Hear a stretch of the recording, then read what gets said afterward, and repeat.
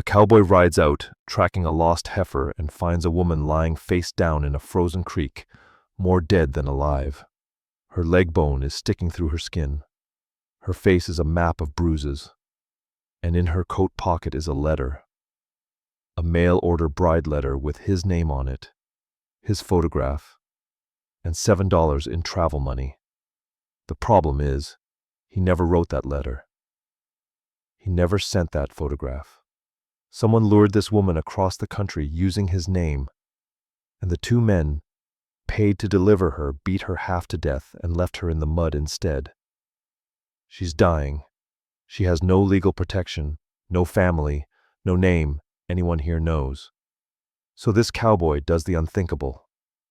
He marries her before midnight, not for love, not for companionship, but so that if she dies owning something. And if she lives, no one can ever take it from her. But when she wakes up and finds that marriage certificate in her hands, she isn't grateful. She's furious, because the last time a man made a decision about her life without asking, it cost her everything. Welcome to Cowboy Dusk channel, where the sun sets on the frontier, but the stories burn long into the night. We tell tales of love forged in hardship, courage born from broken bones, and the wild, untamed hearts that built the West. This story shows us that true strength isn't never falling. It's counting every step back up and refusing to let the last one be your final. And that the most powerful thing you can give someone isn't rescue. It's the right to stand on their own ground.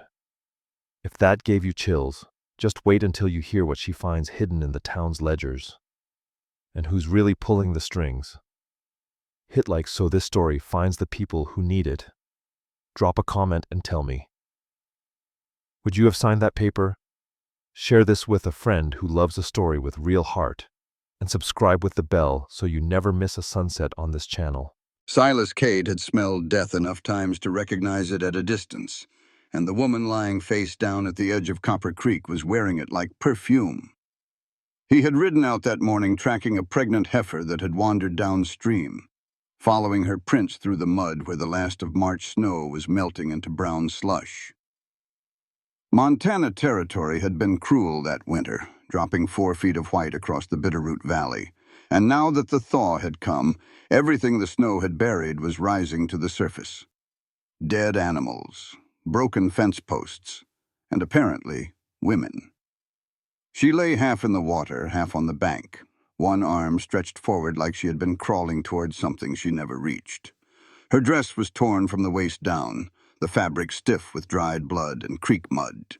No coat, no boots on her right foot, just a stocking shredded to nothing. Her hair, dark and matted, covered her face like a curtain pulled shut. Silas dismounted and tied his horse to a cottonwood. He did not rush. He had learned long ago that rushing toward the dying only meant you arrived faster at something you could not fix. He walked to her the way he would approach a downed horse, scanning for the worst of it before he got close enough to touch. The worst of it was her right leg. Below the knee, the bone had come through the skin. A compound fracture, the kind that turned gray and green when the cold got into it. The skin around the break was swollen tight as a drum, purple fading to black at the edges. Her left shoulder sat wrong too, wrenched forward and down in a way that meant it had come out of the socket, and nobody had put it back. Her face, when he brushed the hair aside, was a map of violence. Bruises layered on bruises. A cut above her left eye that had bled and crusted over. Lips cracked and blue with cold. Silas pressed 2 fingers to the side of her neck. His hand trembled. He did not like that it trembled, and he pressed harder to stop it. There was a pulse, thin and quick like a bird's heartbeat. But there. He sat back on his heels and looked at her for a long moment. Then he looked at the sky. Then at his horse. Then back at the woman. He was calculating, not whether to help her. That was already decided the moment he felt that pulse. He was calculating what helping her would cost. If he carried her to town, Doc Meredith would see the leg and reach for his bone saw. That was all the old man knew how to do with a fracture like this. He would take the leg and maybe save her life, or maybe she would die of the shock and the blood loss right there on his table. And either way, the whole town would know within the hour that Silas Cade had a woman on his hands. And if the town knew, Josiah Payne would know. There was a second option. He could leave her here, ride back to the ranch, tell no one, let the creek take her. Silas stood up and lifted the woman from the mud. She weighed almost nothing, and that scared him more than the bones sticking through her skin. A grown woman should not weigh so little. He carried her to his horse, arranged her across the saddle as carefully as he could manage, and swung up behind her. He rode for the ranch. It was 3 miles back, and she did not wake for any of it. He kept one arm around her middle to hold her steady, and felt her breathing against his forearm, shallow and uneven, like a fire that kept threatening to go out. He was halfway home when he noticed the paper. It was sticking out of her coat pocket, which was the one piece of clothing she still had intact, a thin wool coat buttoned to her throat. The paper was folded in thirds and stained with blood at one corner. Silas pulled it free with the hand that was not holding her upright. He read it while the horse walked. It was a mail-order bride letter, addressed to Silas Cade, Copper Vein, Montana Territory.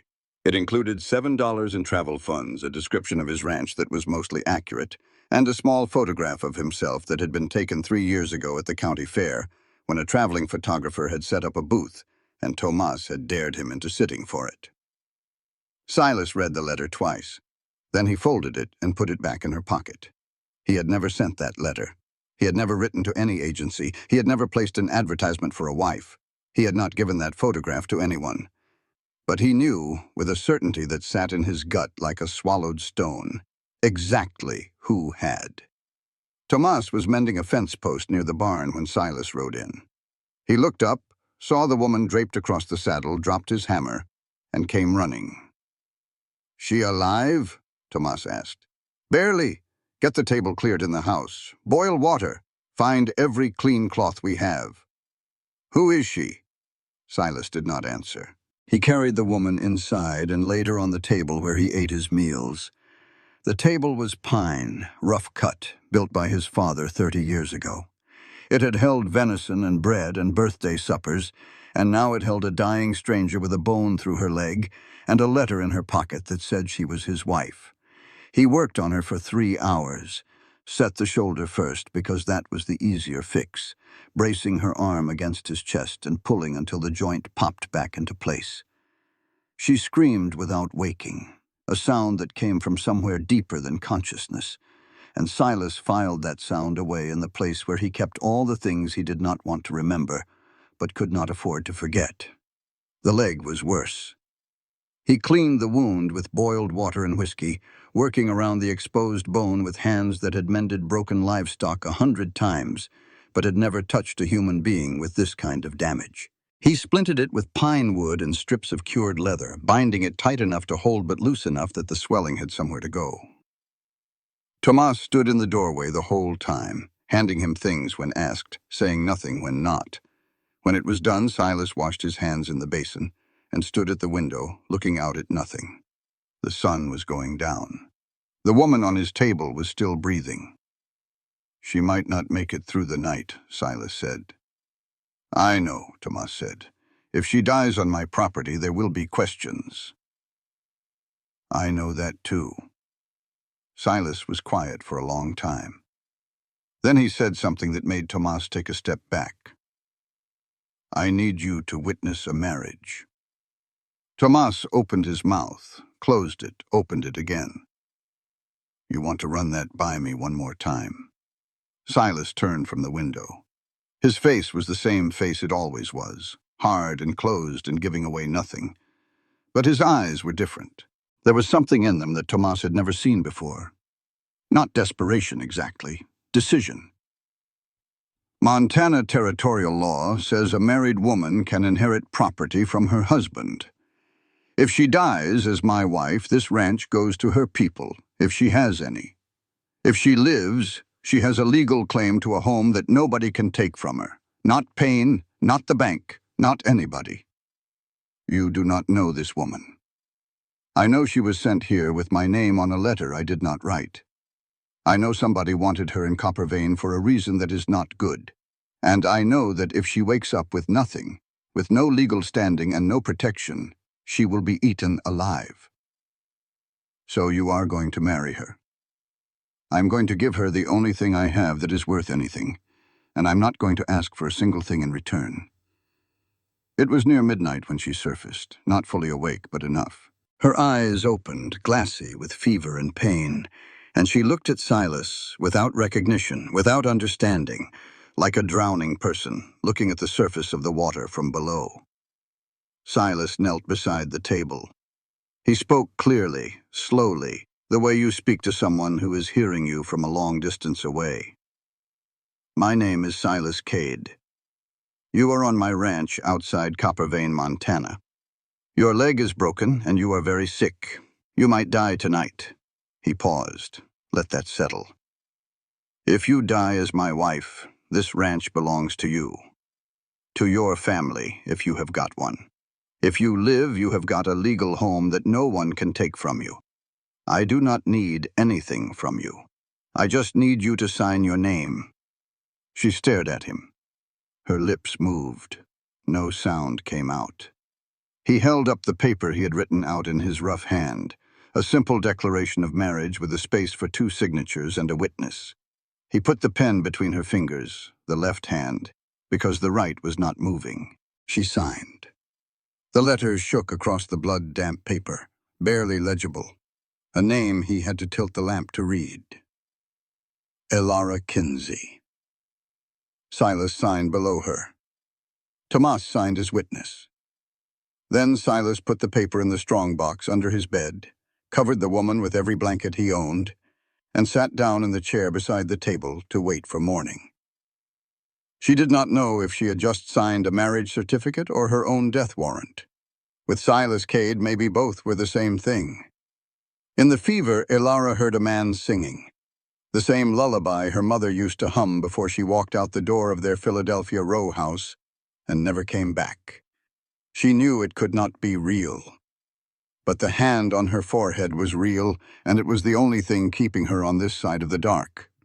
The fever lasted 3 days. It came in waves, pulling her under, then throwing her back to the surface, just long enough to gasp before dragging her down again. In the spaces between, she dreamed, or remembered, or both. She was 16, and her father was sitting across the kitchen table from a man in a gray suit. Her father was a bookbinder, a small man with ink-stained fingers and spectacles that sat crooked on his nose. He had been a good man once. Maybe he still was. But the gray suit man owned the debts, and the debts owned her father. And now her father was signing a paper that meant Elara belonged to neither of them, and both of them and herself, least of all. Her father wept. She did not. She was 20 and standing at a loom in a textile mill in Pittsburgh. The machinery was loud enough to make your ears ring for hours after the shift ended. She had been here 4 years. She knew every sound the looms made, the rhythm and the clatter and the high whine when the thread pulled too tight. She did not know the sound it made when it caught her hand. There was no warning. Just pressure, then fire, then a foreman pulling her free while she looked at her left hand and counted her fingers and came up 1 joint short on the smallest one. The mill would not take her back. A bookbinder's daughter with 9.5 fingers was not worth the risk on the machines. She was 24 and standing on a train platform, reading a letter from a man she had never met. Silas Cade, rancher, Copper Vein, Montana Territory. The letter was polite and plain, the handwriting neat, the promises modest. A house, work, partnership. No mention of love, which Elara appreciated, because she had learned by then that love was a word people used when they wanted something from you and did not want to say what it was. A man on the platform approached her. Kind face, soft voice, gray at the temples. He said he was a friend of Mr. Cade's, that he had arranged her travel, that everything was taken care of. He carried her bag to the train, tipped his hat, smiled. She trusted him. She surfaced from this fever on the second night and heard voices. A man, the one who had carried her here, was speaking to someone else. If the swelling has not dropped by morning, I will have to take the leg. The words landed in Elara's chest like a fist. She could not open her eyes, could not move her mouth. But somewhere inside the burning wreck of her body, a decision formed, cold and hard and absolute. She would not lose that leg. She sank back into the dark and held on to that decision like a rope. Silas did not sleep those 3 nights. He sat in the chair beside the table, and he watched the woman breathe, and he thought about the things he had done, and the things he had failed to do, and the distance between the two, which was smaller than most people wanted to believe. He had been 24 when he joined the cavalry, 24 and full of the kind of certainty that young men mistake for courage. He had wanted to serve, wanted to protect, wanted to be the kind of man his father had been before the drink took him and the land broke him, and his mother had to carry both of them on her back like cordwood. The certainty lasted 8 months. It died on a Tuesday night in September at a homestead in the Dakota Badlands. His unit had received orders, a report of an outlaw camp. Ride in, secure the site, neutralize any resistance. Standard language for a standard operation. Silas had saddled his horse and checked his rifle and ridden out with 11 other men under a half moon. He saw the clothes first, small clothes, hung on a line between 2 posts, a child's dress, a pair of overalls no bigger than his forearm. He opened his mouth to say something, to tell the lieutenant, to point at the line where the evidence hung like tiny flags of surrender. The lieutenant gave the signal, and Silas obeyed. Because the alternative was a bullet in the back for insubordination, and he was 24, and he chose to live. 6 people died that night. An old couple, their 2 grown sons, a girl of 16, and a child, a girl 4 years old with dark hair and dark eyes and a rag doll clutched in her fist. Silas did not fire at any of them, but he did not stop the men who did. He stood in the smoke and the noise and the screaming, and he did nothing. And by the time his body remembered how to move, 5 of them were dead, and the child was bleeding in the dirt, still holding her doll. He carried her out, held her for 3 hours while her breathing got slower and slower, and the spaces between each breath got longer and longer, until the spaces were all there was. He buried her at dawn. He did not know her name. He called her Anna because it was the first name that came to his mind, and he could not bear to put her in the ground without one. Then he deserted, rode west until the cavalry was a memory, and Montana was the only thing on the horizon. His mother knew. Alma Cade had taken one look at her son when he arrived home, gaunt and hollow-eyed, and she had known without asking. It took him 6 months to tell her. She listened. She did not cry. She did not hug him. She said, "You are not a killer. You are a coward, and cowardice can be fixed." That sentence had lived inside Silas Cade like a second heartbeat for 9 years. On the morning of the 4th day, the swelling in the woman's leg dropped. The skin was still angry, still purple, but the bone had not gone green, and the flesh around it was warm instead of cold. Silas would not need the saw. But the break had set wrong. Even he could see that. The bones had knit at an angle, shortening her right leg by a good 2 inches. She would walk, but she would walk with a limp for the rest of her life. She would carry this forever.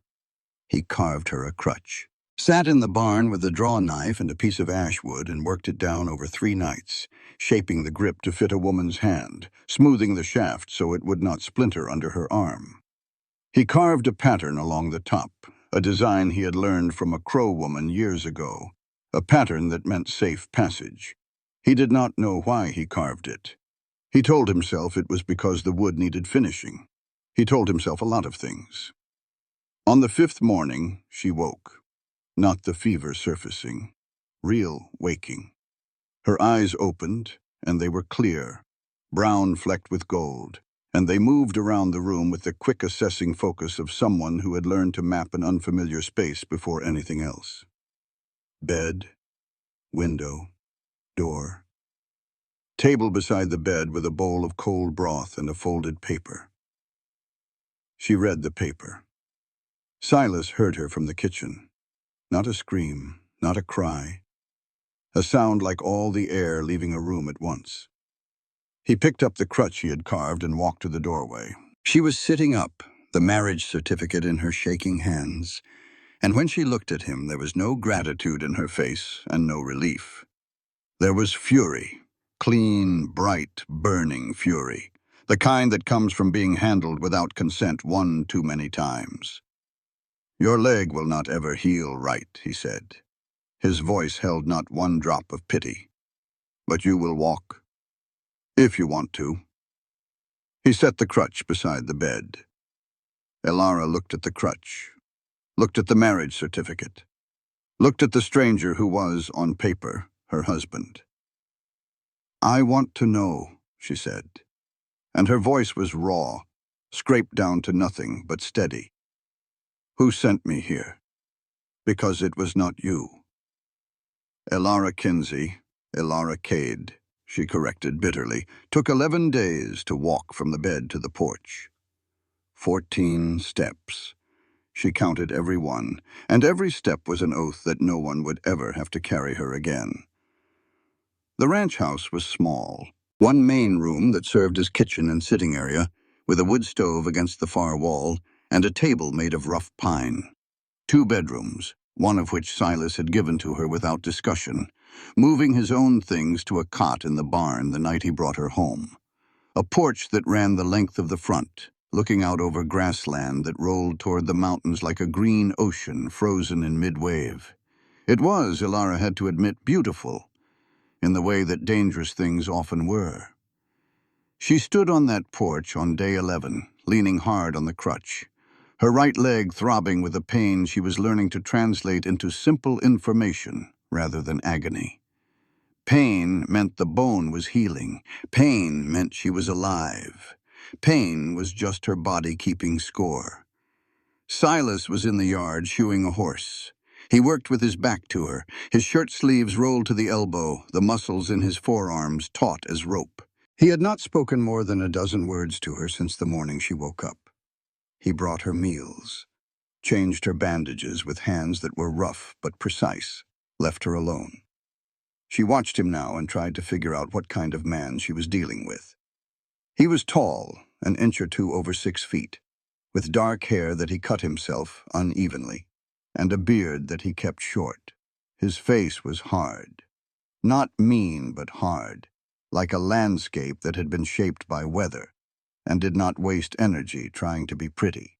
His eyes were the color of creek water in the shade, somewhere between green and gray, and they gave away exactly nothing. He had married her to save her life. That much she believed. What she did not believe was that any man did something like that without wanting something back. In her experience, kindness was currency. It was spent with the expectation of return, and the longer the debt went unspoken, the higher the interest climbed. She would not owe Silas Cade a thing, a pound. "I need to talk to you," she said. He finished the hoof he was working on, set the horse's leg down, straightened up, wiped his hands on his trousers, and walked to the bottom of the porch steps. He did not come up. He stood below her and looked up, which put them roughly at eye level, and she appreciated that even if she did not say so. "I am not your wife," she said. "I am a woman holding your paperwork. When I am strong enough, I am leaving." She expected argument. She expected the subtle tightening of the jaw that men did when a woman told them something they did not want to hear. She expected to have to fight. Silas nodded. "All right. Too easy. That came too easy." Elara narrowed her eyes. "That is it? All right? You want me to beg you to stay? I want you to tell me the truth about why you did this. I told you the truth the night you signed. You die, the land goes to your people. You live, you have a home nobody can take. There is no hidden part. There is always a hidden part." Something moved across his face, not offense, something sadder. "Not this time." He turned back to the horse, then stopped. "One thing. You stay here. You work. This ranch does not feed anyone who sits idle." That was the first term. The second came from Elara's own need, and it was worse than anything Silas could have demanded. She wanted to be useful. She needed it the way other people needed water, like a physical requirement of survival. Her whole life, she had earned her place. In her father's house, she kept the books and managed the accounts until he sold her. In the textile mill, she ran looms 14 hours a day until the machine took her finger. On the train to Montana, she had carried her own bag, paid her own way, asked nothing of anyone. Usefulness was the only currency she had ever trusted, because it could not be taken from you as long as your body still worked. But her body was broken now. She tried milking the cow, could not grip the stool with her bad leg and toppled sideways into the dirt. She tried splitting wood, got the axe up once and nearly passed out from the pain in her shoulder. She tried carrying water from the well, made it 6 steps before the bucket's weight pulled her off balance and she went down hard, water soaking her dress, mud in her hair, the crutch skidding away across the yard. Silas came around the corner of the barn and found her sitting in the mud, soaking wet, staring at the spilled bucket with an expression that was not defeat, but something close to it, something that scared her more than the fever had. He did not offer his hand. He stood there with his thumbs hooked in his belt and said, "You finished?" "I cannot do anything." The words came out cracked. "I cannot milk, cannot chop, cannot carry. I am eating your food and sleeping in your bed and giving you nothing back. I did not ask for anything back." "That does not make it better." He looked at her for a long time. Then he said, "Can you count?" "What?" "Numbers. Can you work numbers?" "I kept books for my father's shop from the time I was 12. I managed accounts at the mill. I can work numbers in my sleep." Silas pointed toward the house. "There is a ledger in the bottom drawer of the desk. Every transaction this ranch has made in 3 years. If you can make sense of it, that is work enough." She found the ledger that afternoon. It was a disaster. 3 years of income and expenses recorded in Silas's cramped handwriting, with no organization, no categories, no running totals. It would have made her father weep. It made Elara, for the first time since arriving in Montana, feel like she had ground under her feet. She was deep into the numbers when the sound of hooves pulled her attention to the window.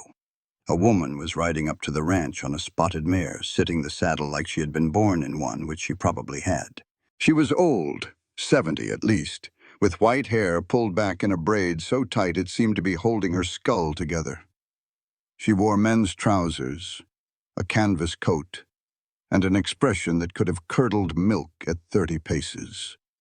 Her left eye was clouded over, milky white, blind. The right one saw everything. Silas came out of the barn. The woman dismounted, tied her horse, and walked toward him with the deliberate stride of someone who had never hurried for anyone and did not intend to start now. "Mama," Silas said. "Do not mama me." Her voice was gravel and iron. "The whole territory is talking about you pulling some half-dead girl out of Copper Creek and marrying her before she was cold. I rode 4 miles to see if you had lost your mind or just your sense. You could have waited until I came to visit. You never come to visit." Alma Cade pushed past her son and walked into the house. She stopped when she saw Elara sitting at the desk, the ledger open, a pencil in her hand. She studied Elara the way you would study a horse you were thinking about buying, looking for flaws, judging the bones beneath the skin. "You are the girl," Alma said. "I am the woman," Elara said. Something flickered in Alma's good eye. Not warmth. Recognition, maybe. "Can you stand?" "I stood up this morning and walked 14 steps to the porch. I will stand up again now if you need me to." "I do not need you to do anything." Alma turned back toward the door, raised her voice so Silas could hear from outside. "You married a half-dead girl to do what? Wash your conscience? You think saving one life erases the 6 you owe?" 6. The number landed in the room like a dropped stone. Elara looked at Silas through the window. His back was turned, his shoulders rigid. 6 lives he owed. Alma came back to Elara. Her face had not softened, but it had shifted into something that was not unkindness exactly, but a kind of brutal practicality. "If you are here because you feel sorry for yourself, leave. If you are here because you want to live, I will teach you how to live out here." "I do not feel sorry for myself," Elara said. I feel angry. Good. Angry lasts longer. Alma pulled a chair from the table and sat down heavily, her one good eye fixed on the ledger. Show me what you have found in those numbers. Elara spent the next hour walking Alma through the ranch's finances. Alma listened, asked sharp questions, grunted at the answers. When Elara finished, Alma stood up and said, "You are coming to town with me tomorrow. If you are going to survive Copper Vein, you need to know what you are surviving." She left the way she had come, without ceremony, without goodbye, mounting her horse and riding north without looking back. That night, Elara lay in bed and listened to Montana wind howl through the cracks in the logs. She heard Silas in the horse barn, his voice low and broken, and she thought at first he was talking to the animals. He was always talking to the animals, gentle with them in a way he could not manage with people. But when she pressed her ear to the gap between the logs, the words sharpened, and she heard a name. "Anna, I'm sorry. Anna." Not a horse. Silas Cade was apologizing to someone who was already dead. And Elara lay in the dark and counted questions instead of sheep, and did not sleep until long past midnight. Copper Vein had 213 souls, 4 saloons, 1 church, and an unwritten rule that everybody knew and nobody said out loud. Do not speak Josiah Payne's name after sundown. Elara learned this and 100 other things on the wagon ride into town, sitting beside Alma Cade on a bench seat that had no padding and did not forgive a single rut in the road. Silas drove, silent as always, his hat pulled low, his eyes on the horizon like a man expecting trouble from every direction and unwilling to be caught looking the wrong way. Alma talked the whole time, not in the way that friendly people talk, not filling silence for comfort's sake, but in the way a general briefs a soldier before battle. She pointed at buildings, at houses, at fences and fields and crossroads, and attached a name and a debt to each one. That is the Garrett place. Owes Payne 200 on a cattle loan. Will not look you in the eye because they cannot afford to be seen talking to anyone Payne does not like. That is the Morrison Ranch. Doc Meredith's brother. Owes nothing, but keeps his mouth shut anyway because Doc needs Payne's permission to operate the only medical practice in 50 miles. That fence line belongs to the Dunbar family. Used to own 300 acres. Now own 90. Payne bought the rest for 10 cents on the dollar after he called their loan 6 months early? Elara listened and tried to build a map in her head. Not of the land, which she could see well enough, but of the power. Who held it? Who owed it? Where the pressure points were? "And what does Payne want with all this control?" Elara asked. Alma was quiet for a moment. "Same thing every small man with big hands wants, to make sure nobody can ever leave him." Copper Vein proper was a single street lined with buildings that were either dying or pretending not to. The general store had a new coat of paint on the front, but the sides were gray and peeling. The saloon, which was also the hotel, had a sign that hung crooked and a porch that sagged in the middle like a tired horse's back. The church was small and white and needed a new roof.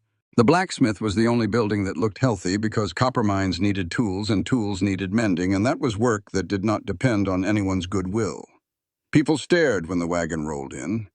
They stared at Silas because they always stared at Silas, the quiet rancher with the dark past that nobody knew the details of, but everybody had theories about.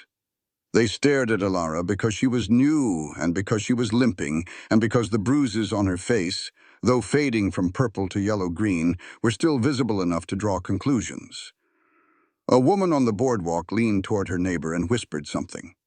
A man outside the saloon crossed his arms and shook his head slowly. Someone, Elara did not see who, said loud enough to carry, "Payne will not be pleased." Silas's jaw tightened, but he said nothing. He pulled the wagon to the general store, helped Alma down, offered a hand to Elara. She ignored it and climbed down on her own, the crutch catching on the wagon rail, her bad leg screaming, her face giving away nothing. They went inside. The store smelled like flour and tobacco and the particular staleness of a room that did not get enough air. A man behind the counter, thin-faced and nervous, greeted Alma with a nod, and Silas with something that was not quite a nod and not quite a flinch. Alma bought supplies: salt, coffee, thread, a tin of baking powder. She paid in coin and did not make conversation. Elara was examining a shelf of canned goods when a man's voice came from behind her. "You must be Mrs. Cade." She turned. The man was about 60, with a neatly trimmed white beard and the kind of face that looked like it had been designed specifically to make people trust it. His coat was good wool, his boots were polished, and his hands, when he extended one, were clean and soft. He had the bearing of education, a man who read books and expected others to know it. "Judge Harlan Boone," he said. "I handle most of the legal matters in Copper Vein and the surrounding territory. Welcome." His handshake was warm. His eyes were kind. When a drunk miner stumbled into Elara's path on the way to the counter, Boone stepped between them with quiet authority and guided the man aside without raising his voice. "You are injured," Boone said, looking at Elara's crutch, her splinted arm, the fading bruises. "I hope you are mending well." "Well enough. Thank you. Silas tells me you have some education. Bookkeeping. Is that right?" Elara glanced at Silas, who was loading sacks of flour into the wagon through the open door. He did not look up. She had not known he had spoken about her to anyone. "If you ever need anything," Boone said, "legal counsel, a friendly ear, my door is always open. Not many educated women out here, Mrs. Cade. We look after our own." He tipped his hat and left. Elara watched him go and felt something she had learned not to trust. Warmth. Genuine-seeming warmth from a stranger with clean hands and kind eyes. She filed him away as possibly useful and possibly dangerous, and moved on. The saloon was called the Lucky Strike, which Elara suspected was meant as a joke about the copper mine, and was funny to no one. Inside it was dim and smelled of beer and sawdust. A woman stood behind the bar polishing glasses with a cloth that needed washing more than the glasses did. Clara Wheaton was 35, with red hair she wore loose over her shoulders, and a face that had been beautiful once and was now something better than beautiful. It was knowing. She had the eyes of a woman who had seen every kind of man walk through her door, and had learned to sort them into categories without wasting time on pleasantries. She looked at Elara, looked at Alma, and said, "Tea or whiskey?" "Tea," Elara said. Clara brought it in a chipped cup, sat down across from them, and got to the point without preamble. "You are the mail-order bride who was not ordered. Word travels fast. Word is the only thing that travels fast in Copper Vein. Everything else, including justice, takes its sweet time."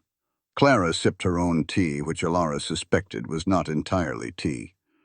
"What do you know about Josiah Payne?" "I know he is the reason I am here. I just do not know why." Clara told her. Or she told her the parts that everyone knew, which were bad enough. Josiah Payne had arrived in Copper Vein 10 years ago with money nobody could account for, and a talent for buying things that were failing. He bought the copper mine when it was on its last legs, then miraculously struck a new vein. He bought land from ranchers who could not make their payments. He gave loans to businesses and families who needed them, at rates that seemed generous until you read the fine print. Within 5 years, he owned or controlled half the town. His wife, Margaret, had died 3 years ago. The official cause was lung sickness. Clara's face when she said this suggested she did not believe the official cause. "He has a son," Clara added. "Nate, 11 years old. The boy has not spoken a word since his mother died. Not one word in 3 years. People say he is simple. I say he saw something that stole his voice, and nobody has bothered to give it back." Elara set down her tea. "Do you know who sent the letter that brought me to Copper Vein?" "I have my suspicions." "But why do you not tell me?" "The man at the train station who said he was a friend of Silas Cade. What was his name?" Elara thought back to the platform, the kind face, the soft voice, the gray at the temples. He said his name was Mr. Payne. Clara's teacup hit the table hard enough to crack the saucer. She stared at Ilara. Then she said very quietly, "You need to leave this town. I just got here." "Josiah Payne sent you here for a reason, and that reason is not good for you or for Silas Cade. Whatever he has planned, you are a piece of it. Get out before you find out which piece." Before Ilara could respond, the saloon door opened and the air in the room changed the way air changes when a storm front moves in. Not colder exactly, heavier. Josiah Payne was not what Ilara expected. She had expected a brute, a man whose cruelty showed on his face like a scar. What she got was worse. He was average height, neatly dressed, with gray at his temples and a face that radiated concern. He had the eyes of a man who listened carefully, who remembered everything you told him and used it later in ways you did not anticipate. He smiled when he saw Ilara, a smile that seemed genuine in the way that a well-built counterfeit seems genuine. You had to hold it up to the light to see the flaws. "Mrs. Cade," he said, "what a pleasure. I have heard about your ordeal. A terrible thing, just terrible." He sat down without being invited, his movements graceful, controlled. "If there is anything I can do, a doctor, supplies, anything at all, please do not hesitate." "That is kind of you," Ilara said. She did not trust a syllable of it. "I understand you have some education. A woman who can read and cipher is rare out here and valuable. I have a clerical position at the mine office. Good pay, regular hours. It would give you some independence while you recover." His voice was warm. His eyes were steady. He was, Ilara realized, very good at this. So good that even knowing what she knew, even with Clara's warning fresh in her mind, she could not be entirely sure he was lying. That was what made him dangerous. Not the threat of violence, which she understood and could guard against, but the possibility of sincerity, which she could not. "I will think about it," she said. "Please do." Josiah stood, tipped his hat, nodded to Clara, and left. The silence he left behind was thick as wool. On the ride home, Silas did not ask what Ilara had discussed with Clara or Josiah. He drove the wagon with the same flat concentration he brought to everything. His eyes on the road, his hands on the reins, his mouth a thin line. He said only one thing: "Do not take his offer." Ilara looked at him. "Why?" Silas did not answer. But for the first time since she had met him, his hands on the reins were shaking. Ilara discovered the one thing she could do better than anyone on the Cade ranch: numbers. And Silas Cade's ledgers were a catastrophe hiding an even bigger catastrophe underneath. She had spent 3 days going through the books, cross-referencing every sale, every purchase, every payment, and what she found made her sit back in her chair and stare at the wall for a long time. Silas was going broke. Not fast, not dramatically, but with the slow inevitability of a creek cutting through limestone. Year by year, season by season, the ranch was losing ground. The reason was not hard to find. Wool prices. Every rancher in the Copper Vein area sold their wool to the same buyer, a trading company in Helena that Josiah Payne happened to own a controlling share of. The prices they paid were roughly a third of what the eastern markets were offering. Ilara knew this because she had spent 8 years in a textile mill, and you did not work that close to raw materials without learning what they were worth. Silas was being robbed in daylight, and he either did not know or did not care. She found him in the barn mending a harness and told him. She laid it out the way she would have laid out a financial report for the mill foreman, clear and specific and backed by numbers. The wool prices, the market rates, the discrepancy. The fact that Josiah Payne was buying low from every rancher in the territory and selling high to the east and pocketing the difference. Silas listened. He did not look surprised. "You already knew," Ilara said. "I knew enough, and you just accepted." He pulled a strip of leather through the buckle he was mending, his face closed. "I owe Payne $400, mortgage on this ranch. If I make trouble, he calls the note. I lose everything." So you let him steal from you to keep the right to be stolen from. She heard the edge in her own voice and did not try to soften it. That is not survival, Silas. That is surrender. He looked up at her then, and his eyes were not angry, but they were hard. I have been out here 9 years. I have kept this ranch running, kept the flock alive, kept food on the table. You have been here 3 weeks. You do not know what survival looks like out here. I know what it does not look like. It does not look like a man sitting in a barn mending harnesses while someone takes his livelihood piece by piece. He stood up. He was a head taller than her and twice as broad, and for 1 second something flashed behind his eyes that might have been rage. Then it was gone, replaced by the flat nothing he wore like armor. You said your piece. I heard it. He walked past her and out of the barn. Elara stood in the dim light and felt the anger that had carried her through 3 days of bookkeeping curdle into something worse, frustration. Because she had been right, and he knew she had been right, and it had not mattered. He was going to sit in his silence and let the world take from him, because fighting back meant risking what he had, and Silas Cade was a man who would rather lose slowly than lose all at once.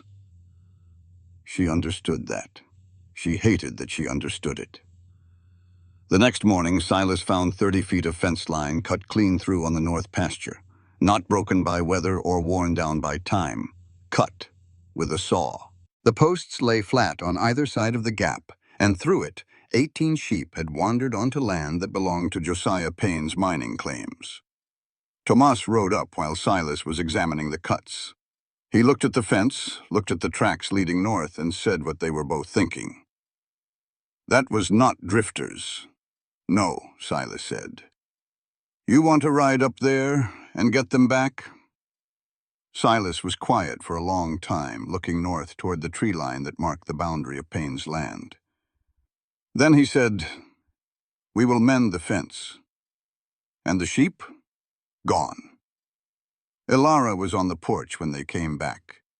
She saw the look on Tomas's face, which was frustrated, and the look on Silas's face, which was nothing at all, and she said, What happened? Tomas told her. Elara looked at Silas. Drifters do not cut fence posts clean through, she said. That was done with a saw. Someone walked onto your land with tools and time. Silas did not answer. What do you want to do about it? Elara pressed. I want to mend the fence. And then what? Wait for them to cut it again? Wait for more sheep to disappear? How many times does this happen before there is nothing left to take? What do you want me to do? His voice was tight now, controlled but tight. Ride up to Josiah Payne's front door and accuse him? With what proof? A cut fence and some missing sheep? He will call the mortgage, and I will lose everything. You are already losing everything, just slower.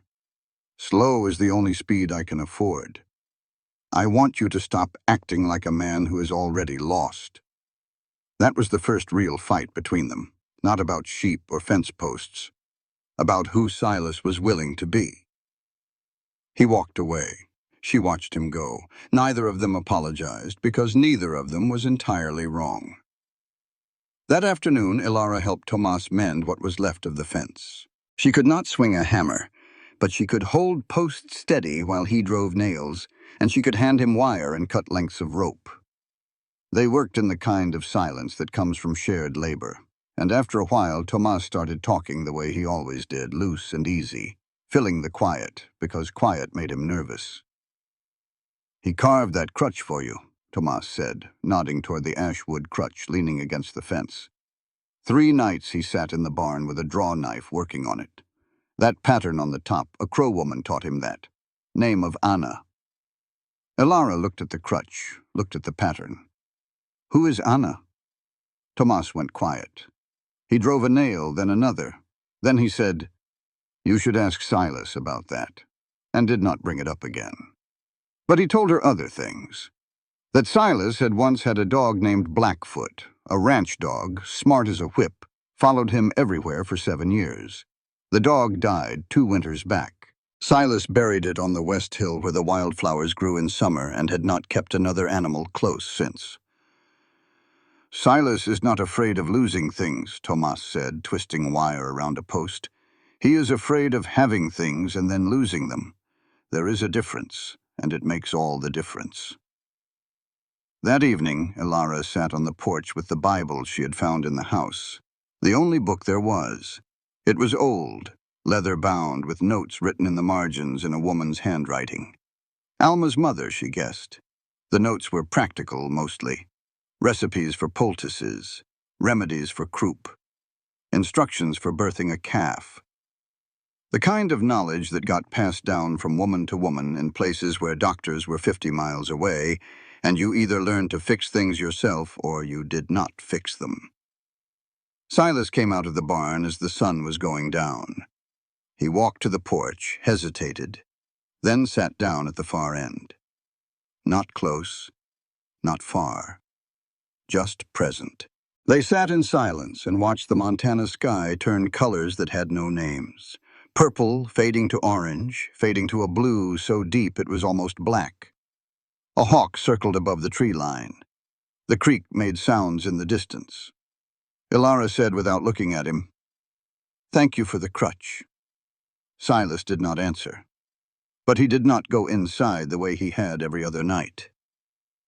He stayed on the porch, silent, watching the dark come in, and Elara felt the distance between them on those boards shorten by an amount too small to measure, but too real to ignore. The next morning she found a dog. It was under the porch, wedged between two support beams.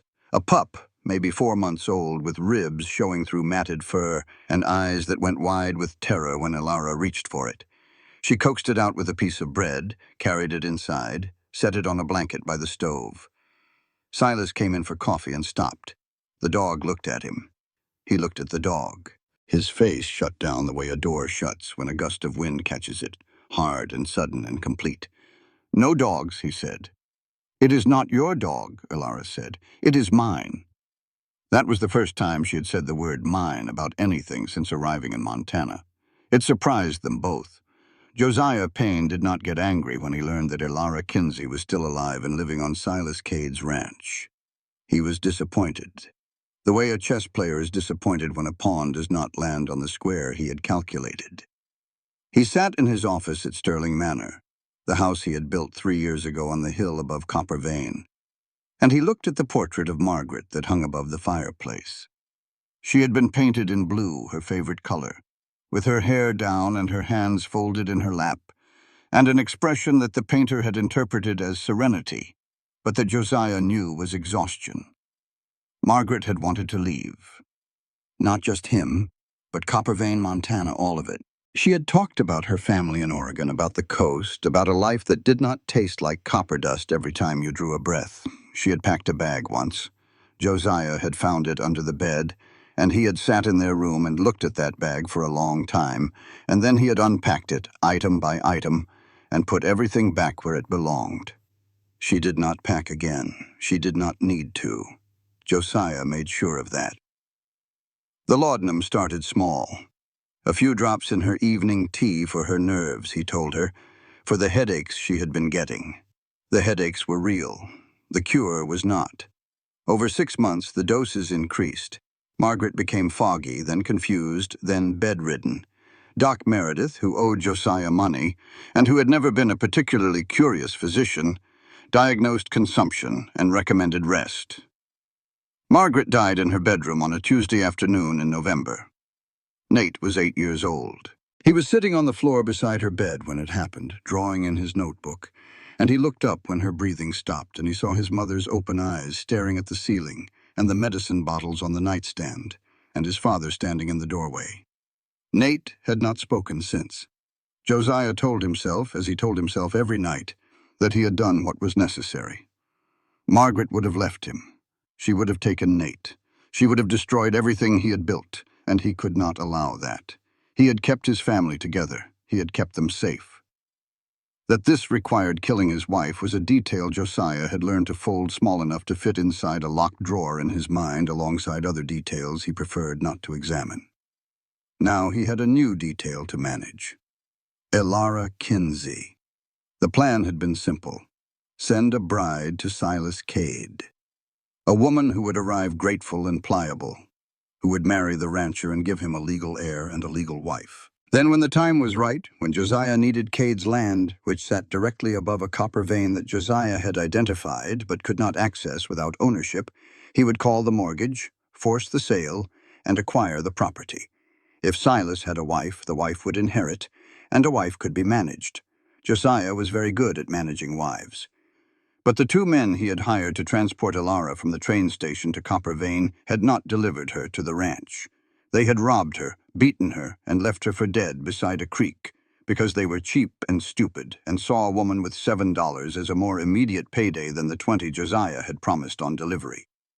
Josiah had dealt with those two men. They would not be taking any more jobs. But the damage was done. Elara had arrived broken and bloody, and Silas had found her and married her, and now the situation was different from what Josiah had planned, which meant Josiah would have to adapt. He was good at adapting. He had built his entire life on the ability to take what went wrong and reshape it into something useful. The question was what to do about Elara Kinsey, who was smarter than he had expected, and who had, according to his sources, already started going through Cade's books. Josiah picked up his pen and wrote a note. Polite, warm. A second offer of employment at the mine office. He sealed it, called a rider, and sent it to the Cade Ranch. Then he poured himself a whiskey and sat in the dark, and looked at Margaret's portrait, and told himself he was a good man who did hard things in a hard world, and that was the only way to survive. 3 days later, Elara accepted the offer. She did not tell Silas first. She woke before dawn, dressed in the one good dress Alma had brought her from the trunk, tucked her hair under a bonnet, and rode to town on the wagon with Tomas, who was going for supplies, and who looked at her with the expression of a man who knew he was going to regret not saying something, but who also knew that saying something would make no difference. She went because she needed to, not because she trusted Josiah. She did not trust Josiah.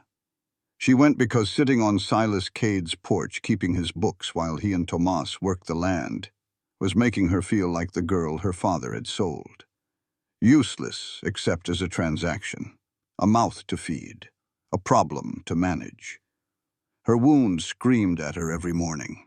Not the leg, though that screamed too, the deeper one. The one that said she was only worth what she could produce, and right now she was producing nothing but numbers on a page. The mine office was a wooden building at the edge of the claim, dusty and disorganized, with a desk buried under papers and a set of ledgers that made Silas's look like poetry. Elara rolled up her sleeves, sat down, and got to work. She was good at it. Within a day, she had reorganized the filing system.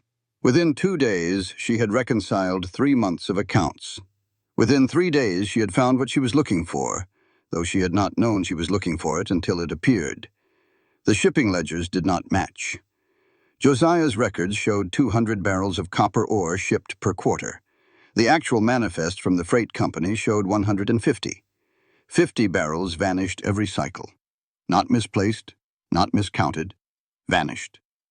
Elara, who had spent 8 years in a textile mill where discrepancies in raw material counts meant someone was stealing, and stealing meant you kept your mouth shut if you wanted to keep your job, recognized the pattern immediately. The missing barrels were not missing. They had never existed. Josiah was recording sales that never happened, generating revenue on paper that had no corresponding product, and funneling that phantom income somewhere that the regular books did not show. He was laundering money. And the source was not the mine, which Elara was increasingly certain was nearly exhausted. The source was something else entirely. She did not confront anyone. She copied the relevant numbers into a small notebook she kept in her coat pocket, continued her work as though nothing had changed, and ate her lunch outside on the steps of the mine office, looking at the mountains and thinking. That was when Nate appeared. He came around the corner of the building like a stray cat, moving close to the walls, his eyes on the ground. He was small for 11, thin in the way that children are thin when their bodies have decided to spend energy on survival rather than growth. His hair was dark and uncombed, and his clothes were clean but too big. as though he had been dressed by someone who bought sizes for the boy he would become rather than the boy he was. He carried a notebook. Not a school notebook, a drawing notebook, the pages thick and creamy and covered in pencil marks. He sat down on the steps, not next to Elara, but near her, and he opened the notebook and began to draw. Precise, careful lines. A house, a fence, a tree. Elara did not speak to him. She sat with her lunch and her tea, and she let the silence be what it was. Not empty, but full of the particular tension that comes from two people who are both used to being alone, deciding whether to be alone together. The dog, which had followed her to town because it followed her everywhere now, lay down between them. Boot, she had named it because it chewed boots, 3 pairs of Silas's so far, a fact that gave Elara a private and probably petty satisfaction. Nate looked at the dog. The dog looked at Nate, and then Nate reached out and touched Boot's ear gently with just one finger. It was the first time, Clara told Elara later, that anyone had seen Nate voluntarily touch another living thing in 3 years. They sat like that for a while. Then Nate turned to a page in his notebook and held it out to Elara without looking at her. The drawing was detailed and terrible. A woman lying on a wooden floor, her eyes open, her arms at her sides, medicine bottles scattered around her. The woman's hair was spread out like a dark fan. Her mouth was slightly open. She was not sleeping. Elara looked at the drawing for a long time. She looked at Nate, who was staring at the mountains, his face perfectly still. And she understood. This boy had watched his mother die. He had drawn it because he could not say it, and no one had ever asked. She tucked the drawing inside her coat. She did not say thank you because thank you was wrong for this. She said, "I see it." Nate nodded once. Then he stood up and walked away around the corner of the building and was gone. That evening, walking back to the ranch, Elara passed the cemetery at the edge of town. Most of the headstones were old, weathered gray, the names worn soft by years of Montana weather. But one stood out. White marble, sharply cut, the letters deep and clean. Margaret Payne, 1855 to 1884. Beloved wife. Elara stopped. She touched the stone, felt the depth of each chisel stroke under her fingertips. Beloved wife. She wondered how many graves in this world bore that word, beloved, carved by the very hand that put the body in the ground. She pulled her coat tighter and walked home. Silas knew sooner or later Elara would ask about Anna. He had been preparing his answer for 9 years, but when she finally asked, every rehearsed word dissolved like April snow. It happened on a Thursday evening, 4 days after Elara came back from the mine office with a notebook full of numbers and a drawing that she had shown him without explanation, just held it up so he could see the woman on the floor and the medicine bottles and the open eyes, and then put it away. She had told him about the ledgers, the missing barrels, the money that moved through Josiah's books like a ghost. She laid it out with the same precision she brought to everything. And Silas listened and felt the ground shift under his feet, because what Elara was describing was not just theft. It was something bigger, something that could bring federal attention, territorial investigations, the kind of trouble that Josiah Payne had spent 10 years building walls against. Then she told him she was not going back to the mine office. He had expected to feel relief. Instead, he felt something more complicated, a tangle of respect and guilt, and something else that he did not have a name for yet, and was not ready to examine. "You were right, that it was dangerous," she said. They were sitting at the kitchen table, the lamp between them, Boot asleep at Elara's feet. "But you were wrong about why I went. I did not go because I am naive. I went because sitting on your porch watching you work made me feel like the girl my father sold, useless except as a transaction. I needed to matter somewhere." Silas was quiet for a long time. Then he said, "You matter here." 3 words, the most he had given anyone in 9 years. She heard them. He saw her hear them. And she did not push for more, which was how he knew she understood what they had cost him. The silence after was not empty.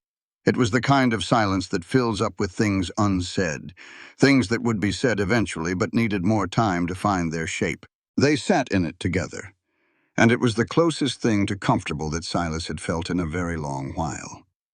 Then she said, "Who is Anna?" He had known this was coming, had seen it building since the night she heard him in the barn, since Tomas mentioned the name while mending fences. She had been patient, she had waited, and now she was asking, and every prepared answer was gone. "She was a child," he said. Ilara waited. He told her, all of it. Not the version he had practiced, the one that softened the edges and moved the blame and made his role smaller. The real version. The one that woke him at 3 in the morning and would not let him sleep again until dawn. He told her about the cavalry, about the orders, about riding toward a homestead on a September night under a half moon. He told her about the clothes on the line, the small dress, the overalls no bigger than his forearm, and how he had seen them and known and opened his mouth, and then the signal came and he closed it again. "I knew," he said. "Before the first shot, I knew it was not an outlaw camp. I saw children's clothes, and I said nothing because the lieutenant had given the signal, and the penalty for insubordination was a bullet. I chose my life over theirs. I chose wrong."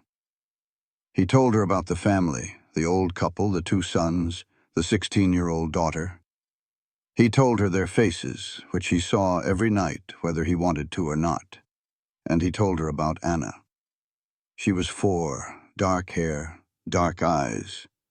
She had a rag doll clutched in her hand when I found her. She was bleeding from the chest, a wound that was too big and too deep, and there was nothing I could do except hold her. So I held her, for 3 hours, and she died. The lamp flame wavered. Neither of them moved. I buried her at dawn. I did not know her name. I called her Anna because it was the first name that came to me, and I could not put a child in the ground without one. He held up his right hand. The scar. I did this to myself after. Every night I cut to remember. My mother found out. A breath. She heated a branding iron and pressed it to my hand. Said if I was going to punish myself, she would do the punishing because at least she knew when to stop. The room was very quiet. Boot shifted in his sleep, legs twitching. Ilara looked at him. She did not cry. She did not reach for his hand. She did not say it was not his fault, which was something people said when they wanted to make themselves feel better about someone else's catastrophe. She said, "You were a coward, and 6 people died because of your cowardice." The words landed like stones. Silas absorbed them. He deserved them. Then she said, "But you deserted. You buried that child. You have carried this for 9 years without losing your mind. I am not going to forgive you. That is not mine to give. But I'm not leaving either." He did not know what he had expected. This was not it. This was harder and better and more honest than anything he had prepared for. And it broke something open in him that he had not known was sealed shut. They sat at the table until the lamp burned low. Then Ilara told him about the journey from Philadelphia, about the man at the train station who called himself Payne, about the 2 strangers who met her at a relay station and drove her by wagon toward Copper Vein, about the creek crossing where they stopped, took her money, beat her, broke her leg, and left her in the mud. Silas listened, and his hands curled slowly into fists against his knees. "Payne did not order that," he said when she finished. "How do you know?" "Because Payne wanted you alive. He wanted you at my ranch, married to me, under his control. Those men went rogue. They saw a woman with $7 and decided she was worth more as a robbery than a delivery. Then Josiah's plan failed. His original plan failed, but he is adapting. That is what makes him dangerous. He had a scheme and it went wrong, and now he is building a new one on the fly, and a man like Josiah Payne improvising is worse than Josiah Payne with a blueprint." Ilara was quiet. Then she said, "I made a mistake going to work for him." "Yes. Not because you told me not to. Because I went for the wrong reason. I went because I was afraid of being useless, not because it was the right thing to do.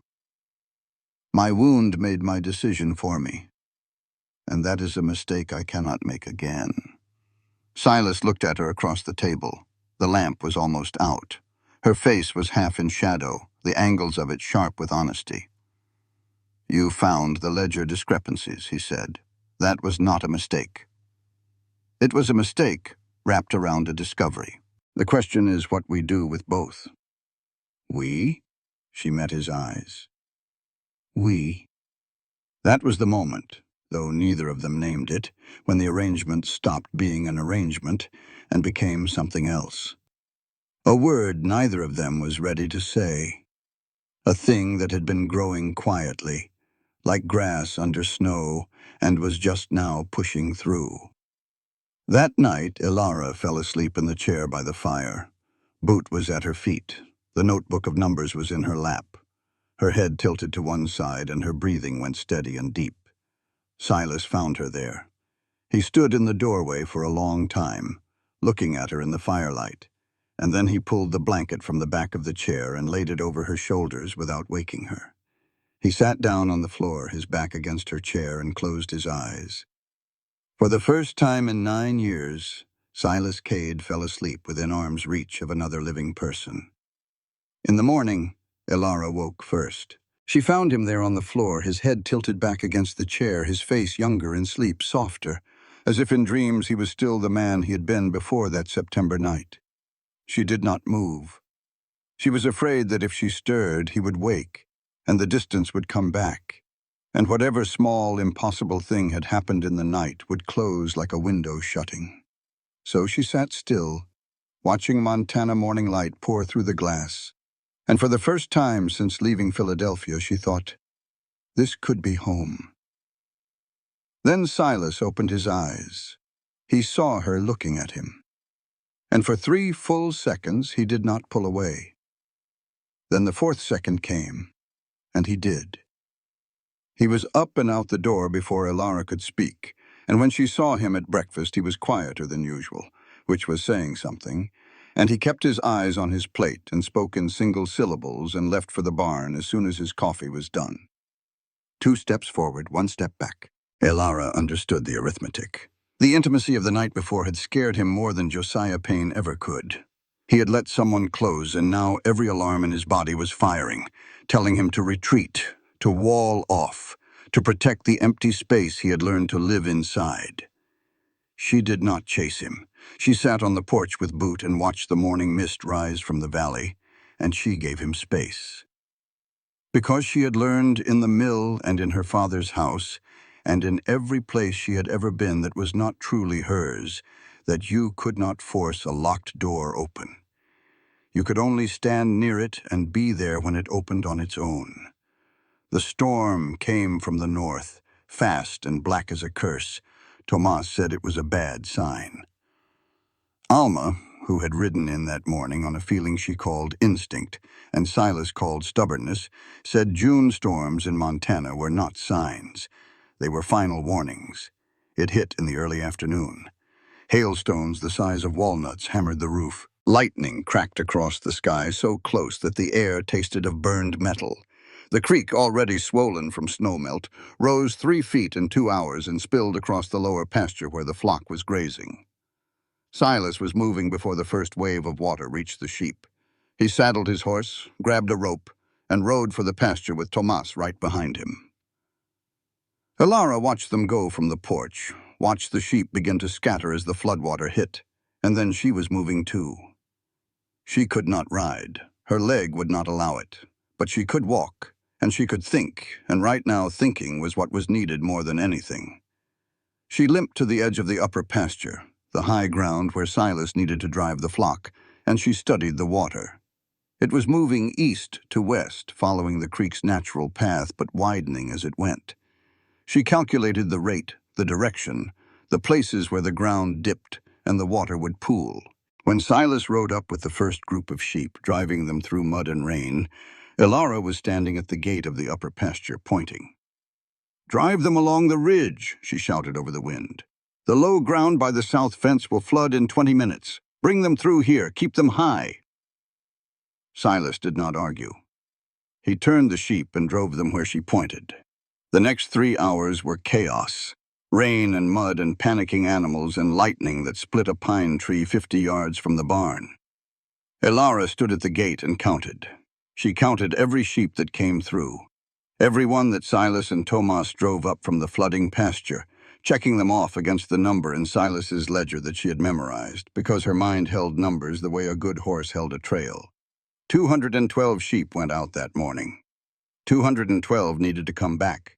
She was at 196 when her bad leg slipped in the mud. She went down hard on her right side, and a panicked ram, blind with fear, kicked her in the shoulder. The left one, the one that had been dislocated. Pain whited out her vision for a full second. She did not cry out. She grabbed the fence post, pulled herself up, and went back to counting. 197, 198, 199. Silas rode past and saw her standing in the rain, mud up to her knees, her crutch broken in the fall and discarded, balancing on one good leg and one bad one, counting sheep while the world fell apart around her. He looked at her and she looked at him, and something passed between them that was not a word and did not need to be. 200, 201, 202. By the time the rain eased, they had brought in 209. 3 sheep lost to the creek. The rest were safe on high ground, crowded together, steaming in the cold air. Silas helped Elara to the porch. She was soaked, shivering, her shoulder swelling where the ram had kicked it. He sat her down, wrapped a horse blanket around her, and said, "You counted everyone. 209. We lost 3. We would have lost 50 without you." It was not a declaration. It was not poetry. But it was the most Silas Cade had ever said to acknowledge that another person had made a difference in his life, and Elara heard every word that was behind the words. The storm passed, the damage was counted, and then, while the ranch was still drying out, and the fences were still down, and everything was vulnerable, Josiah Payne played his hand. A rider came the next morning with a legal notice. Josiah was calling the mortgage. $400, due in full within 30 days, perfectly legal, perfectly timed, perfectly devastating. Silas read the notice and set it on the table and did not speak for 10 minutes. "There has to be something we can do," Elara said. "There is not. The note is valid. The terms are clear. He has the right to call it. Then we fight it. We go to the judge." And here was where the second blow landed, the one that Elara did not see coming. Judge Boone, the kind man from the general store, the grandfatherly figure who had offered help and counsel and a friendly ear. Elara rode to his office that afternoon, carrying copies of the ledger discrepancies, the shipping manifest numbers, everything she had gathered from her days at the mine office. She laid it out for him, the false records, the phantom barrels, the money that moved through Josiah's books with no corresponding product. She explained it clearly, the way she explained everything, with numbers and dates, and the unshakable certainty of someone who had been trained to find the truth in columns of figures. Boone listened. He took notes. He nodded thoughtfully and said the right things. He said he would file an injunction to stop the foreclosure. He said the evidence was compelling. He said she had done a brave thing. Then she left his office, and Boone walked to his desk, sealed the papers in an envelope, and sent a rider to Josiah Payne with everything Elara had given him. Judge Harlan Boone did not owe Josiah money. He owed him something heavier. 20 years ago, Boone had killed a man in a drunken brawl outside a saloon in Helena, beat him to death with his own hands, and left him in an alley. Josiah had a witness. Josiah had evidence. Josiah had owned Boone ever since, wearing him like a glove, letting him walk through town with his dignity intact as long as he performed when required. This was a performance. Elara found out 2 hours later, when she crested the hill above the ranch and saw smoke. Not cook-fire smoke. Black columns rising thick and fast from the west side of the property, where the sheep barn stood. She ran. She had never run like this, not even when she crawled out of the creek. She ran on her crippled leg on the broken crutch that Tomas had splinted back together, on pure fear and fury. The barn was fully engulfed when she arrived. The sound was the worst part. Animals screaming, wood cracking, the roar of flames eating through dry timber. Silas and Tomas were working the perimeter, trying to save what they could, but the fire was too big and too fast, and there was nothing to do except watch it burn. 47 sheep died.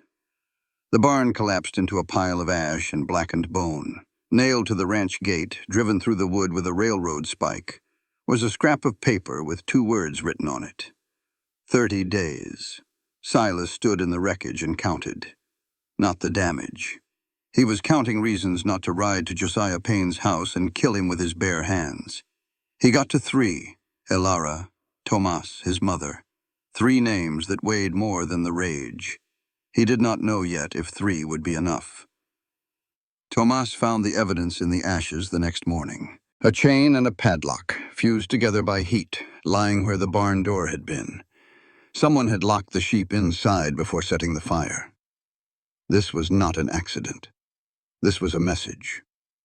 And Elara, sitting on the porch with her head in her hands and the ashes still warm in the yard, understood something that made her sick to her stomach. This was her fault. She had trusted Boone. She had walked into his office with evidence and laid it in his hands like a gift, and he had delivered it straight to the man it was meant to destroy. Her wound had done this. Her need to be useful, to matter, to do something, anything, rather than sit still and think. She had acted before she understood the terrain, and Silas had paid the price.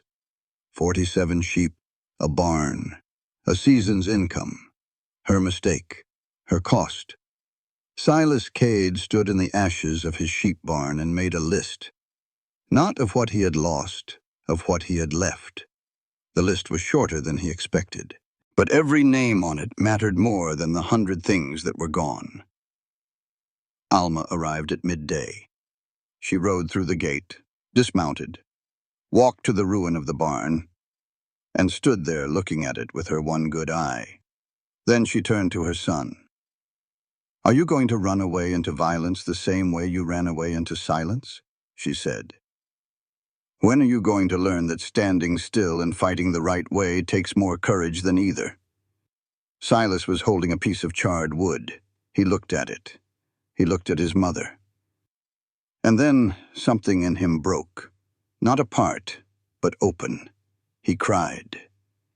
Standing in the ashes of his barn, in front of his mother and his friend and the woman he had married beside a deathbed, Silas Cade cried. Not for the sheep or the timber or the money. For 9 years. For Anna. For the fact that he was so tired of being afraid that the fear itself had become a kind of death, and he did not want to die like that anymore. Elara watched from the porch. She did not go to him. She did not offer comfort or platitudes or any of the things that people offer when they do not know what else to do. She stood there, present, visible, not turning away from his pain, and not trying to fix it. And that was what Silas needed more than anything. Not someone to tell him it would be all right. Someone to be there when it was not. When the crying stopped, Elara came to him. She stood in the ashes, and she said what she needed to say. "This is my fault. I trusted Boone. I gave him everything because I needed to feel useful, and now you have lost your barn and your sheep and almost a full season, because I could not sit still and think before I acted." Silas wiped his face with the back of his hand. "Boone fooled everyone, not just you. He fooled me because I wanted to be fooled. I wanted to believe that someone with clean hands and kind eyes was telling the truth. I wanted to matter. And I let that wanting make me stupid. You are not stupid. You are not. I was reckless, and reckless costs." They stood together in the ashes, 2 people owning their failures out loud, and that was the moment, though it did not look like one from the outside, when everything between them changed. Not because they were strong together, because they were broken in the same room, admitting it, and neither one walked away. Alma watched them from the fence and said nothing. But her good eye was bright, and if you knew her well enough, which almost no one did, you would have recognized the brightness as something very close to hope. They gathered what they had. Elara spread it out on the kitchen table that night. The ledger evidence. She had given Boone copies, not the originals. The one smart move inside the mistake. The shipping manifest numbers were still in her notebook, untouched. Nate's drawing of his mother on the floor, the chain and padlock from the burned barn, physical evidence of arson, and new information gathered by Tomas over the past week from miners who drank too much and talked when they should have stayed quiet. Josiah's famous new copper vein, the one that had made him rich, did not exist. The mine was nearly dry. His wealth came from land fraud, buying up claims with forged geological surveys, selling them to Eastern investors at inflated prices, and producing just enough ore, shipped in from other mines, to pass inspection. A swindle on a territorial scale. Ilara laid out her plan. Not the judge, not the sheriff, of whom there was none in Copper Vein, because Josiah had never allowed one to be appointed. Instead, she would send copies of everything to the territorial governor in Helena, and simultaneously to 3 Eastern newspapers in Chicago, St. Louis, and Philadelphia. Silas listened. His face was still. Then he said the thing she had expected and dreaded. If the papers print it, my past comes out too. The cavalry. Anna. Everything. They will call me a murderer. They might. Or they might see a man who deserted rather than keep following orders that killed innocent people. Who buried a child he could not save? Who has spent 9 years trying to be better than the worst thing he ever did? She paused. You can be seen as a killer, or you can be seen as the man you became after. Which one do you choose? Silas looked at his scarred hand. He turned it over, palm up, palm down. He looked at Ilara. Send it, he said. All of it. That night, Nate came. He appeared at the ranch gate at 10 in the evening, alone, breathing hard, his clothes torn from running through brush in the dark. 6 miles from Sterling Manor to the Cade Ranch, and the boy had covered it on foot. Boot found him first, barking at the gate, and Ilara went out with the lamp and saw the boy standing there thin and shaking, his face streaked with tears and dirt. She knelt in front of him. He looked at her with eyes that held everything he could not say. Then he said it, one word, the first word he had spoken in 3 years. Help.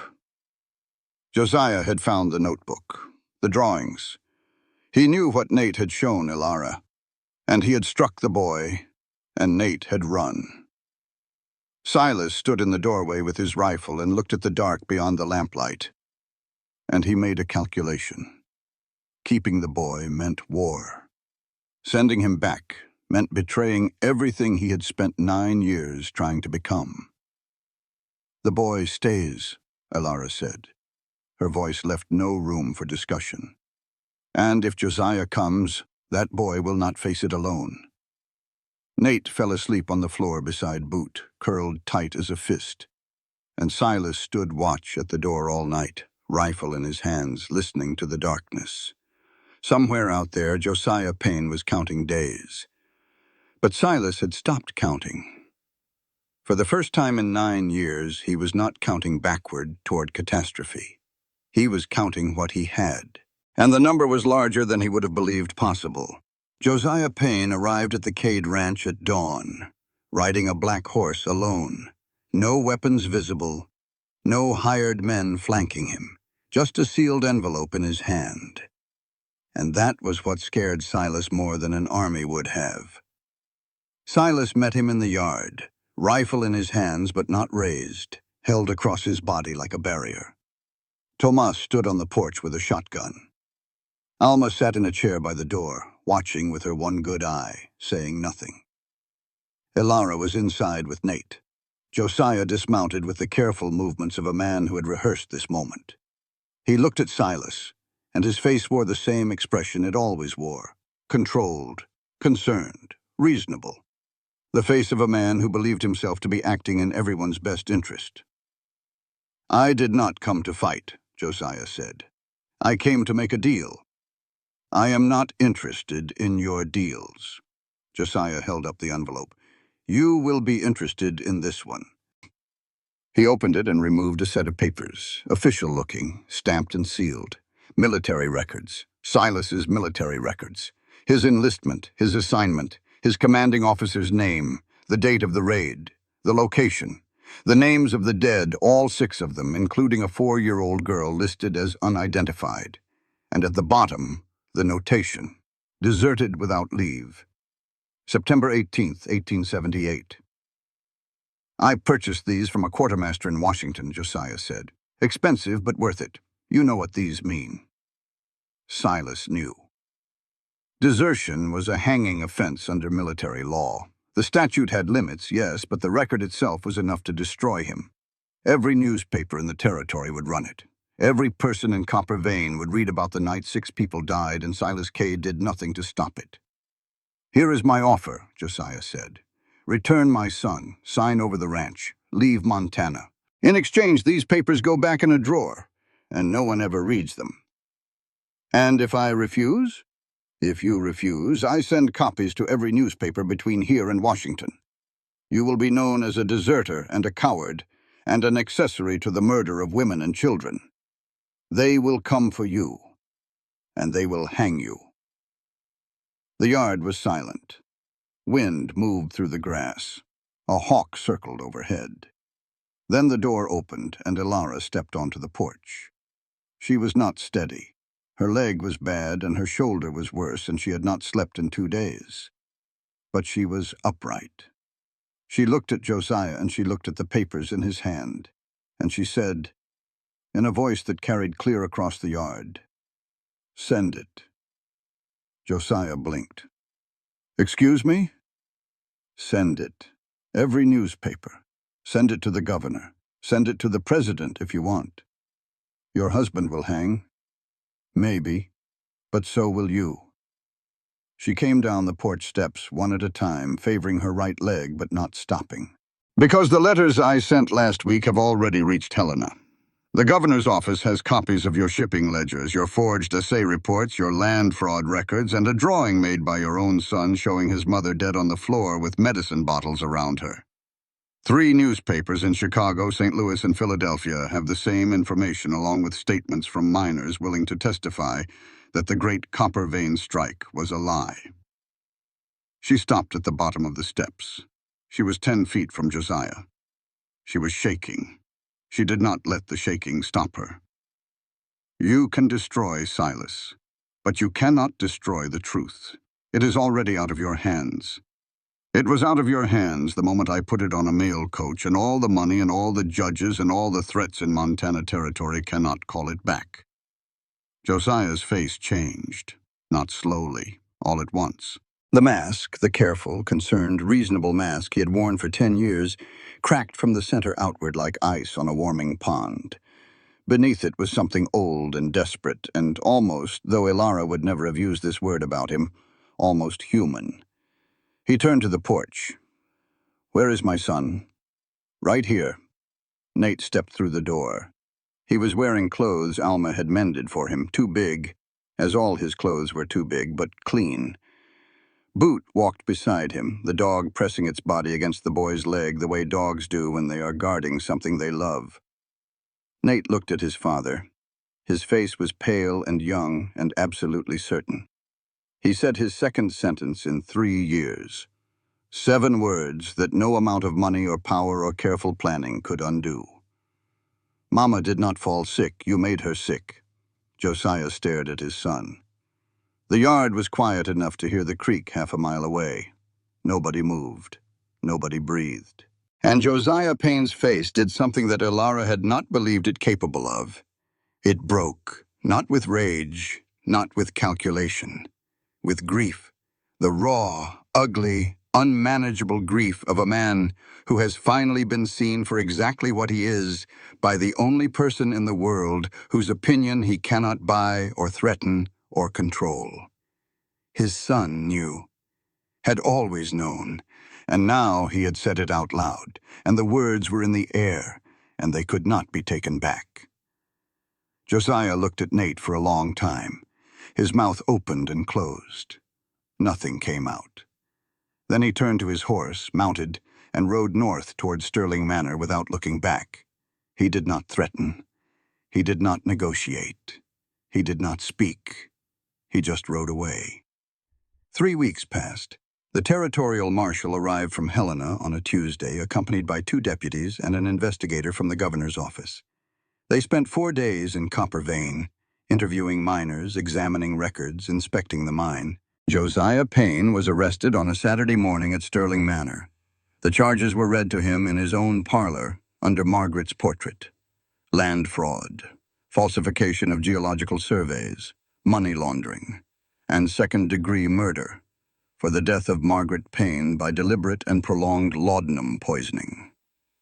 He was transported under guard to the Montana Territorial Prison in Deer Lodge to await trial. He went quietly. The fight had gone out of him the morning his son spoke, and it had not come back. Judge Harlan Boone was removed from the bench that same week, disbarred, charged with obstruction and conspiracy. He packed his office without protest and left Copper Vein on the evening stage, looking 20 years older than he had looked the day Ilara met him in the general store. Silas was not prosecuted. The military records, when examined by the territorial investigator, told a more complicated story than Josiah had presented. The commanding officer who ordered the raid had been convicted in a military tribunal 6 years earlier. Multiple soldiers from the unit had testified against him. Silas was classified as a witness, not a defendant, and the statute of limitations on his desertion had long since expired. But the truth was published. The Copper Vein Gazette ran the story. The Helena papers picked it up. And Silas Cade, who had spent 9 years hiding his past behind silence and solitude, woke up one morning to find that everyone in the territory knew what he had done and what he had failed to do on a September night in the Dakota Badlands. Not everyone forgave. 3 families in Copper Vein stopped speaking to him. The general store owner refused to serve him until Alma walked in, stood at the counter for 45 minutes without buying anything or saying a word, just staring with her one good eye, until the man crumbled and filled her order. Tomas lost 2 regular customers. He shrugged it off. "I have been Mexican in Montana for 28 years, he said. "Losing customers is Tuesday." Alma said what she always said: "Truth does not come free, but it costs less than lies." Nate was placed with his mother's sister in Oregon. The aunt had been searching for a way to claim the boy for years, but had been blocked at every turn by Josiah's lawyers. With Josiah in prison, the path was clear. Before Nate left, he came to the ranch. He stood in the yard with his bag, and he looked at Ilara, and he did not speak. But he held out his drawing notebook. On the last page, he had drawn something new: a woman, and a man, and a dog, and a house with mountains behind it. Above them, taking up half the page, a sun. Ilara took the notebook. She knelt down, bad leg and all, and she hugged the boy, and he let her, and Boot pressed against both of them, and whined softly. Then Nate climbed into the wagon that would take him to the train station. And Ilara stood in the yard and watched him go and did not wipe her eyes. The debt was resolved. Josiah's assets, frozen pending trial, included every mortgage and loan he held in Copper Vein. The territorial court examined the terms and found that the interest rates on 12 of the 17 outstanding loans exceeded the limits set by territorial statute. Those loans, including Silas's $400 mortgage, were ruled invalid. The debts were voided. Silas did not lose the ranch. But he did not celebrate either. He had lost 47 sheep, a barn, and a piece of his privacy that no court ruling could return. The territory knew his name now, and his name carried weight that he would spend the rest of his life balancing. That was the price, and it was real. Autumn came. September turned the aspens gold, and the air carried the smell of dried grass and wool, and the particular sweetness of a Montana evening, when the light goes soft and the mountains turn purple against the sky. They rebuilt the barn, Silas and Tomas and Alma and Ilara, working through August and into September, raising walls and fitting beams and arguing about the roof pitch. Alma supervised from a chair she dragged into the yard and repositioned every hour to follow the shade. Tomas sang while he worked, songs in Spanish that he translated into English for Elara, badly, on purpose. The ranch was healing. The flock was smaller, but strong. Boot had graduated from chewing shoes to chewing fence posts, which was an improvement only in scale. On a Thursday evening in late September, Silas and Elara sat on the porch. The new barn stood solid against the sunset, raw wood that would weather to gray soon enough. The aspens behind the house shivered gold. Boot lay between them, asleep, his legs twitching through dreams of rabbits, or boots, or both. Silas said, "That marriage paper from the first night, I signed it because I thought you were going to die." Elara said, "I signed it because I was barely conscious." Silas turned to look at her. "You are conscious now, and I know you are going to live." A silence. "Would you sign it again?" Elara looked at him. He was not kneeling. There was no ring, no flowers. Just a scarred man standing on a porch, asking a limping woman if she would choose him. Not because she was dying, because she was alive. "This time I want it done right," she said. "Church, preacher, Alma as witness." Silas smiled. For the first time, a real smile, full and unguarded, transforming the hard landscape of his face into something that was still hard, but also, somehow, warm. "Alma will yell at the preacher," he said. "Alma yells at everyone. She will yell at him specifically." Elara laughed. The sound was rough, unpracticed, like a door that had not been opened in years and needed oiling. But it was real, and it was hers. They sat on the porch for a while longer, not touching, not needing to, just being in the same space with the same quiet, and that was enough. The next morning, Elara walked to the cemetery. She did not go to Margaret's grave, though she stopped there briefly and said nothing, and thought everything. She walked past it, past the old stones and the crooked crosses, and the names worn smooth by weather, to the far edge where the grass grew thick and no one visited. A small grave, a wooden cross, weathered gray, no name. Just 2 dates carved deep enough to last, 1874 to 1878. She knew whose grave it was.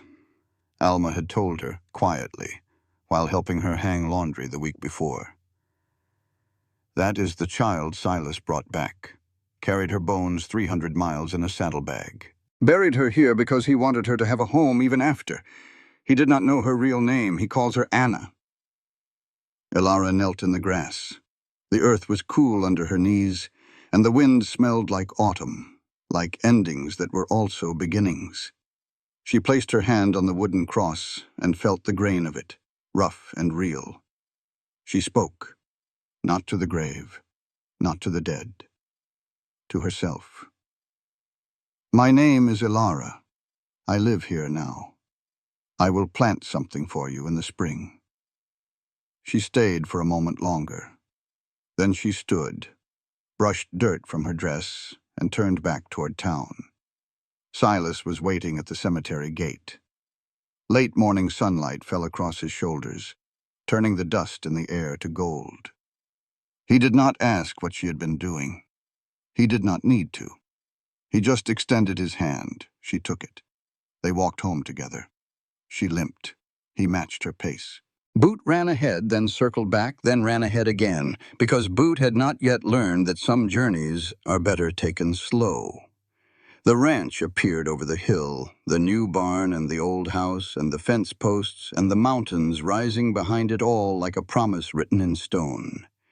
It was not perfect. The roof still leaked in the back bedroom. The fence needed mending on the north side. The flock was half the size it had been in the spring, but it was theirs, and it was true. Elara Kinsey came to Montana with $7, a stranger's photograph, and a letter full of lies. The letter was forged. The life was not. She had found it. Not where someone pointed her, but where she walked on her own, one halting step at a time, one painful step at a time, one step that refused to be the last. Montana wind moved through the porch beams, carrying the smell of dried grass and lanolin and the faintest trace of autumn smoke.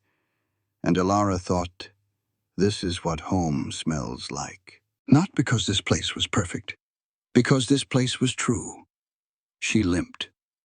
He waited. They walked home together. Nobody rushed. This content was carefully researched, developed, and manually edited by our team to deliver meaningful stories with valuable life lessons. Every narrative is crafted to entertain, inspire, and empower our audience. We believe that great stories can change lives, and we are committed to bringing you content that matters. Thank you for being part of our community.